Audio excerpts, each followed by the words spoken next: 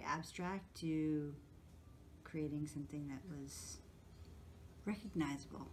And this was your very first This is my very first attempt. Yeah. Amazing. I just dove right in. Amazing. It did take me, I basically knew I was going to create these, like, I want to say in like November. We were having a retreat in the beginning of March, and I didn't even start until the end of January. like time is running out. You got to get these done. But because there was so much fear around this about, could I do this? But just allowing myself to be in that same place with spirit and allow the whole process to flow, it happened. It was, yeah, of course I could do this. So it's like trusting that innate connection to spirit. That's really what this was about for me. As you're doing the work with the drawings, what did that feel like to you? Because you're stepping into something you haven't done. Right. You're leaving free form. What was the word you used? Abstract. Right, leaving abstract and going into realistic. Well, it felt scary, but then when I allow myself to just be in the process, then it just flows. And it was, there was a sense of almost like I'd finished, and that even happens when I do the abstract work, is that I come out of it, it's like, oh my gosh, did I just do that? Like, wow. you were surprising yourself. I was surprising myself, and every time I surprise myself. And I think that's one of the cool things about it. But I know it's spirit work because I come out of it, I'm just jazzed. I'm like, yay, I got lots of energy, and I'm like really excited, and it's like really fun. It's hard in the, like, it's almost like taking that first step or taking, and I generally start with black. It's like putting the first black mark on the paper. And it's just trusting that it's going to come together.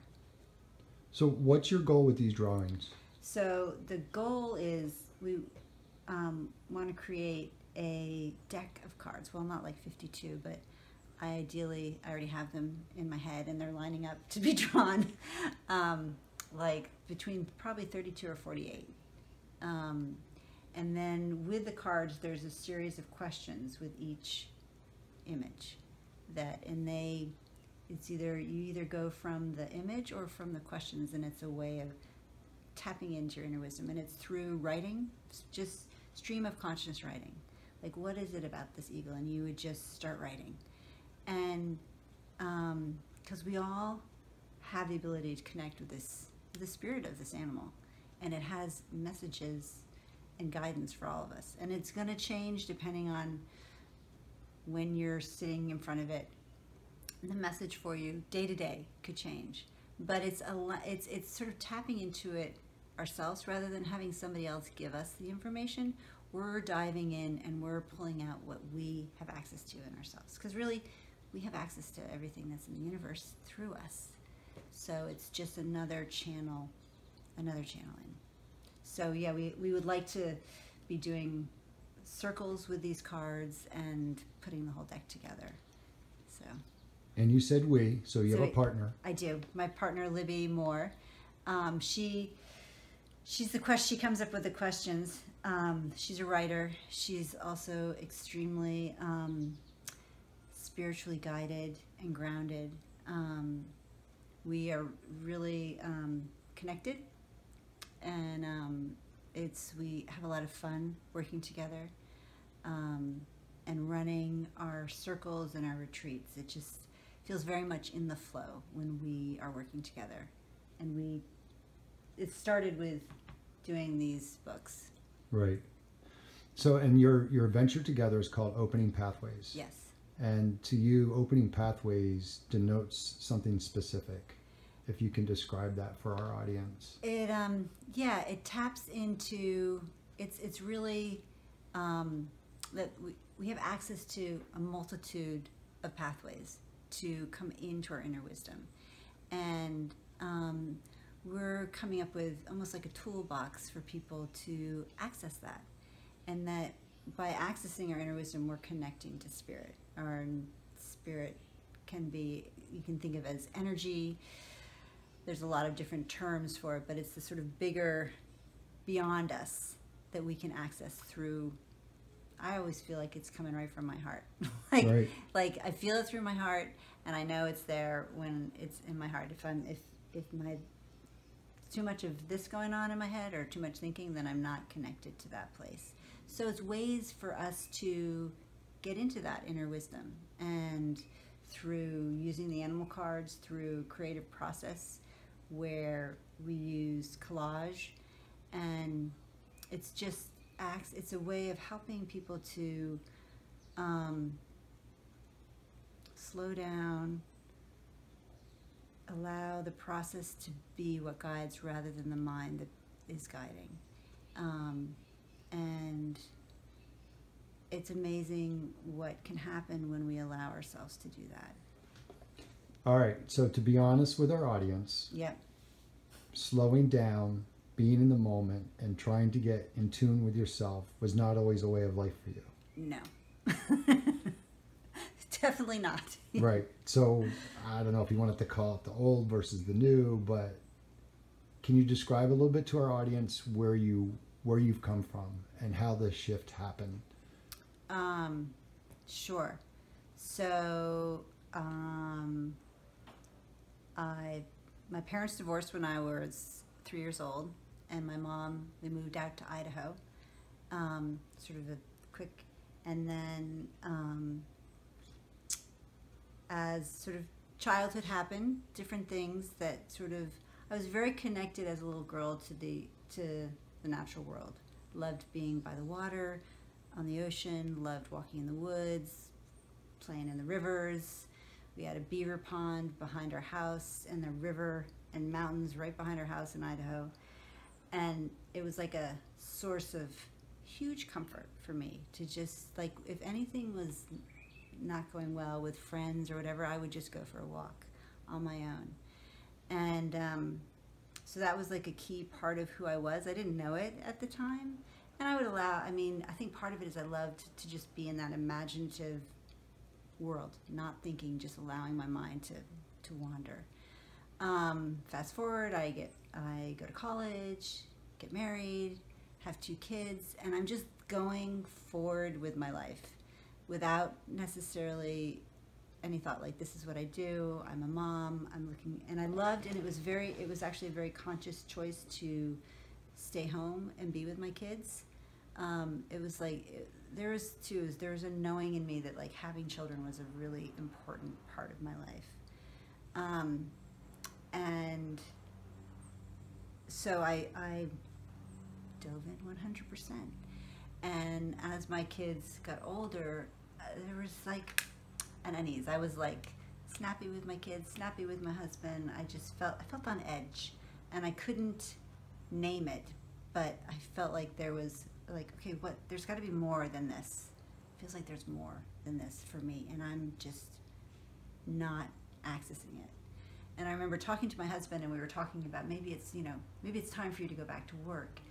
And like, yeah, it's like, okay, what could I do? And sort of exploring this, but it felt like it was something other than just going and getting a job. Like that wasn't gonna be the solution. That was more about doing. Right. It was sort of following the same line.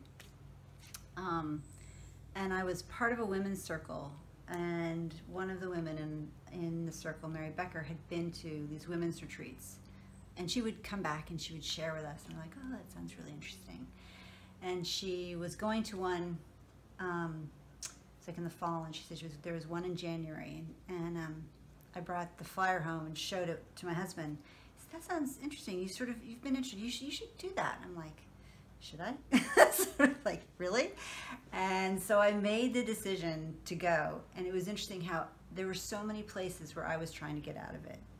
Like, my heart knew I needed to do this, but I was scared, really scared about doing it.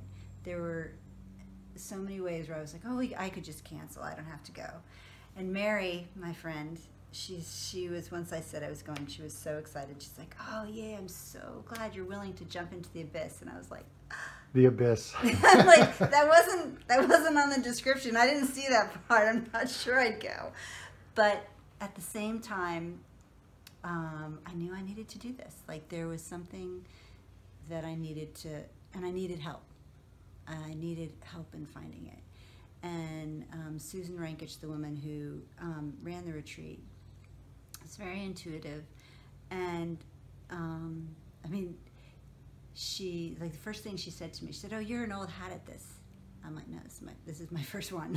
At least it's the first one that I know about." And she had a way of, in her circles, that she really kind of pushed the edge and would bring, in a sense, bring stuff forward for people. So different people would be like focused in the circle, and whatever they were needing to process through would get processed through. And it might be through dancing, drumming, or different activities that we did, different things. And the Saturday morning, we got there on Thursday afternoon, and the Saturday morning, I would sit down, I'm like, this is my circle. I just had that sense that I didn't know it was coming, but and I went into the retreat. In the first circle, she asked us, "Why are we here?" And I said, "I'm here to find my voice." And I didn't really know what that was that I was, but I knew part of my inward angst was coming from feeling like I didn't have a voice, like I was a silent player in my life. And so she helped me through an experience, helped me find that voice, really unleash it in quite a dramatic fashion. And my voice, the song, and it was a singing, very guttural. It was like this from deep down inside, this voice that came out. It was very, very powerful. I was like, whoa. And just let it come out. And my song, because it really did turn into a song, tapped into somebody else and started somebody else down their process. And with that, I had to keep singing through her whole time while she was doing her processing, which was quite a long time. We were being exhausted at the end of it. And so it was really, it felt, I mean, I remember coming out just feeling exhilarated, like, oh my gosh, I've just like, literally like re-found myself. So it was very exciting, very empowering. And at the end of the retreat, Susan asked us all to come up with a challenge for ourselves, something, but she wanted it to be something that we could accomplish. And there had to be a consequence if we didn't meet it. And during the weekend, I had wanted to get outside, like reconnect with the outside world. So my challenge for myself was to be outside for 15 minutes, 5 out of 7 days a week, in stillness. So just stand or sit. And this was January. So when my first day, it was like -20 outside. And I set my watch, but of course I'm totally bundled up, parka hat, everything. And I'm just breathing, because that was one of the things, just focus on your breath. We didn't necessarily do a lot, but there were times throughout the weekend where she was like, just focus on your breath. So I was focusing on my breath and getting cold and feeling my hands starting to really hurt. And I know, because I've had frostbite before, I know what it means when there starts to be pain. Like the cold goes from just cold to pain, and that's bad. Not a good sign. Not a good. So I look at my watch, and I'd been out there half an hour. I'm like, okay. So by doing this over the winter is when it was my way of learning how to meditate. I didn't realize it, but that's really what I was doing. I was setting up a practice for myself of being in stillness, allowing my mind to quiet by focusing on my breath and just connecting with the outside world. And that was the beginning for me of meditating, which is now an integral part of my life. Right. Yeah. You had mentioned that you were irritable. Yes. Prior to this shift. Yeah. How has this changed you in your daily life, around your children, around your husband, with friends? It's made a significant impact. I mean, almost immediately, the energy in our household shifted. And one of the big, by just having one member of a family feel more aligned and more grounded can enable the whole household to create calm, because by sort of introducing the meditation, I was able to just not be so reactive. So somebody comes in, they're having a really tough day, I'm not in their story, I can sit back and I can see their story. So I can help them process through it, but I'm not adding to it. I'm not fueling the fire. And that's a huge part. So it was very subtle, but it was noticeable over time, and how our family functioned. Those are pretty powerful words now that I think about it from a parent perspective. So I want to have you say them again. Okay. It's, you observed the story, but you didn't become part of the story. Right. So by saying that, what you're saying is you didn't contribute to maybe the drama or the anxiety or the anger or whatever feelings they had. You just provided a safe space for them. Right. I mean, I wasn't always. There were some times where I would be like, oh shoot, I'm in the story. But on the whole, I could step back and I could be almost like a sounding board. They could just, okay, send it my way, wash over me, and I can give it back in a way that they could hear. So opening pathways, you're describe it. Okay. So opening pathways from Libby Moore perspective is a way of tapping into our own inner wisdom, and that we're a wealth of abilities, creativity, expansion, but there's so many things that happen in our human lives that close those doors. You have a teacher when you're in kindergarten and says, that's not a tree, so you go, oh, I can't draw, or whatever, I don't know how. So it's sort of opening the doors to access that. And it's through creative process that we do using collage. It's through using the animal wisdom cards. It's through doing voice work, where sort of opening up the ability to sing and tone with a group of people.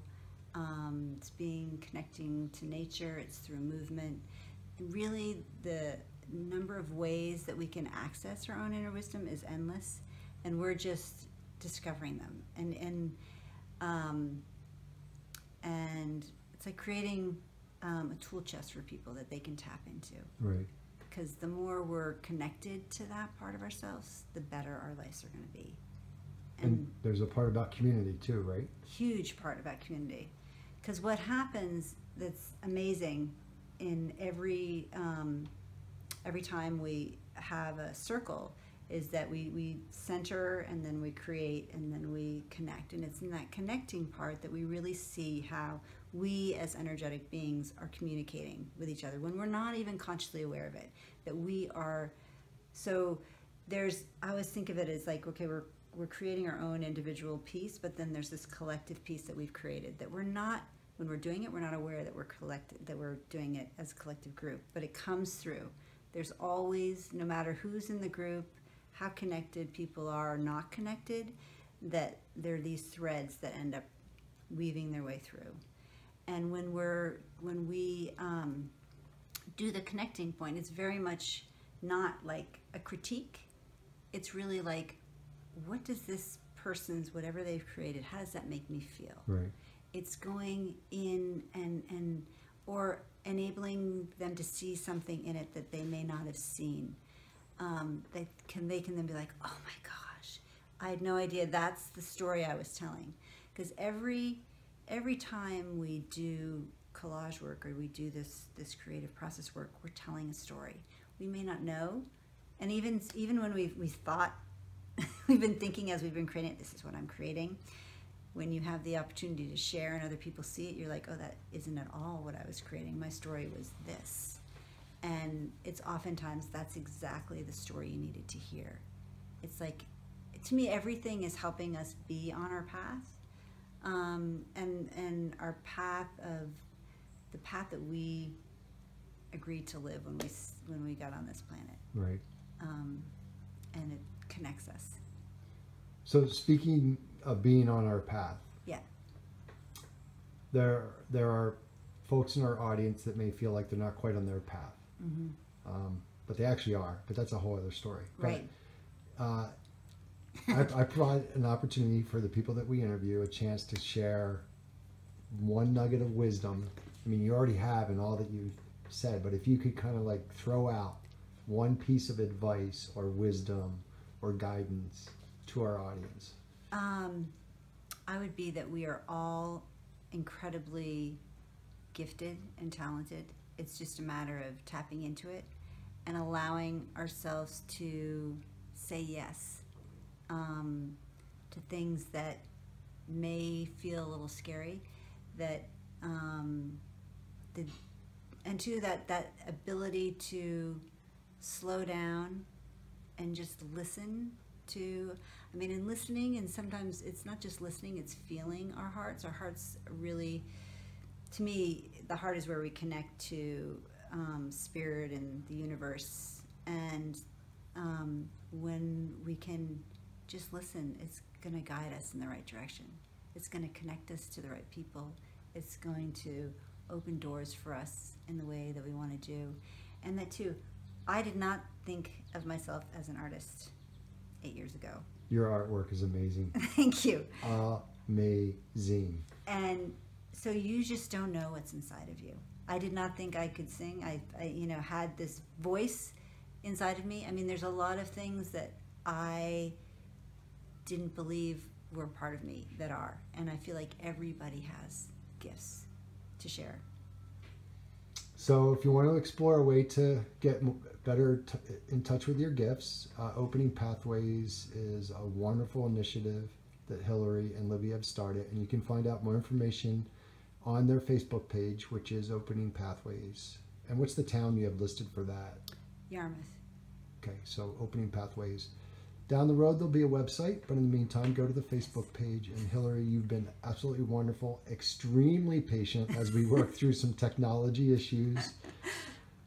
We're growing as well as a company to live for, and we need to work on some technology pieces. But thank you so much for sharing from your heart, sharing a little bit about your family and about your journey. Thanks, Paul. This has been so fun. It's been great, an incredible journey. And I love what you and Donna Marie are doing. Thank you. We're blessed. It's beautiful.